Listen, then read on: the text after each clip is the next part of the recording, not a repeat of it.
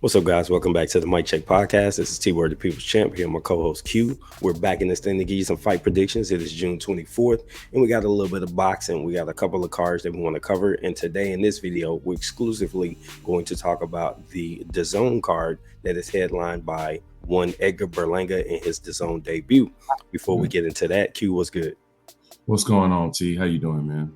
Hey, hanging in there. We're pumping out these videos, getting this content ready for these people. Absolutely.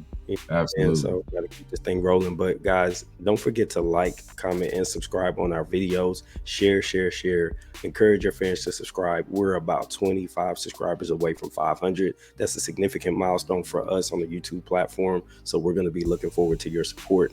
All right, so without further delay, we're going to get right into it. So we got a nice little card coming up on DAZN. I believe it kicks off at 7 p.m. Central Time, something like that. And I'm going to go over the undercard real quick, and then we're going to actually discuss the main event. So on the undercard, you've got Yanquiel Rivera Figueroa versus Christian Robles. That's a flyweight fight. Khalil Cole, light heavyweight, going to be facing Benin Bisla. This is an 8-rounder, so this is an up-and-coming guy. So be on the lookout for him. Rashad Mahdi versus Dakota Linger. That's going to be a 10-round super lightweight. And then we got somebody that you all may be familiar with, Adam Kanaki versus Joe Casamano. This is a 10-round heavyweight fight, followed by the super middleweight main event with Berlanga and Quigley. So is there any fight on that undercard that you think people should be paying close attention to before the main event? Yeah, I think Yanquiel Rivera is a guy that people need to watch out for. He's only 3-0 at this point in his career, but he does have a very, very deep amateur background. He also is of Puerto Rican descent, so obviously there's strategy there with having him on a New York City card. Everybody knows that, the Puerto Rican fans do support their boxing in New York City. Obviously, he's on the Berlanga card. Berlanga is also Puerto Rican, so there's a little bit of a connection there.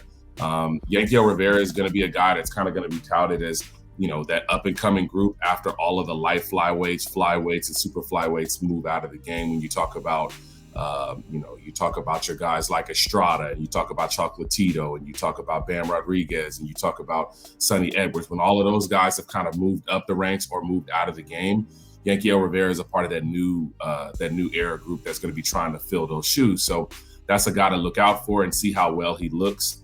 He certainly comes with a deep amateur background. And then Khalil Cole as well. You mentioned him, light heavyweight prospect from the DMV area. He's going to be a guy to watch out for because he's got the power, he's got the excitement, and he's really ready to go because I believe at this point now he's up to 5-0-1. So he's still got probably about 5 to maybe 7 more fights that he's going to get through before he really looks at, regional titles, NABO titles, and things of that nature. But those are the two guys that I'm going to be watching on this undercard specifically.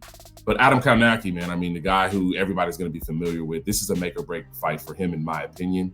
You lose, pretty much 3 fights in a row, all by stoppage.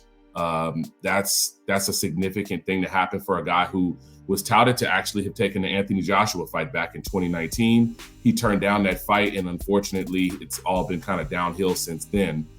So if he wants to get back into the heavyweight title scene, if he wants to get back into that top 15 range, this is a fight he has to win. If he doesn't win this fight, it's probably going to be the end of his career, I would think. Absolutely. He definitely kind of in the make or break situation after coming off of losses, kind of ugly losses too, significant losses. So bounce back situation for him. We'll see how it goes. Let's get into the main event. You've got Edgar Berlanga in MSG versus Jason Quigley. I'm going to throw it to you first. Super middleweight bout. Let's get it. Yeah, I think that Edgar Berlanga is in a position right now where everything has been set up for him to have a strong performance. It's been set up for him to, put himself back in the mainframe of the boxing world. He's been out of the game just about a year now since, he severed ties with Top Rank. And Eddie Hearn and Matchroom are doing this the right way. They're putting him in with a guy who can be hurt. They're putting him in with a guy who will come to fight, and they're putting him in a situation where he's going to be fighting in front of his home crowd. Now, obviously, last weekend, Regis Prograis had a little bit of a struggle with that fighting back at home. He did admit that after the fight. So it'll be interesting to see how Berlanga deals with that. But I think that he'll deal with it just fine because he's done this before. Top Rank has fought him in New York before when he was with Top Rank. This is a familiar situation for him as opposed to Regis, who I believe only had one fight in his hometown before last weekend. So I'm looking forward to Berlanga having a strong showing, but I think that Jason Quigley is a guy that's going to come to fight. He's not going to make it easy for Berlanga, but I do think that his move forward style is something that will suit Berlanga because he typically struggles with boxers. He typically doesn't struggle with ambush fighters. There you go. So there you have it, folks. This looks like this should be a good setup for Berlanga to look really good in his DAZN debut, which is what you want. I've talked about homecomings. I've talked about when it's a show me fight, you got to put them in there. The matchmakers do their job in these particular fights most of the time. Sometimes it goes south. Regis experienced a little hiccup, Katie Taylor, etc. Some people typically show out at home, so we expect Berlanga to do the same. Your prediction, Q, how do you think it ends? Real quick. Yeah, I think it's a stoppage victory for Berlanga, somewhere between round 7 and 9. I just took a quick look this past week at Jason Quigley's fight against Demetrius Andrade. And Jason Quigley naturally is a boxer. He's a skilled boxer. But once he got hurt by Demetrius Andrade, he went into a fight or flight mode where it was like, okay, what I was doing wasn't working. The game plan goes out the window.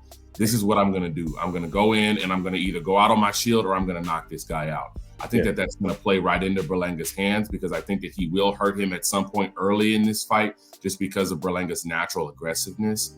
And I think that it will lead to countering opportunities for Berlanga. All of the guys he's had struggles with have been guys that stuck to a strict game plan, box move, jab and move, and not allow him to get anything off clean. I don't think that Quigley is going to do that, and I don't think that he would be able to do that the entirety of this fight. I think that Quigley gets stopped in the middle rounds.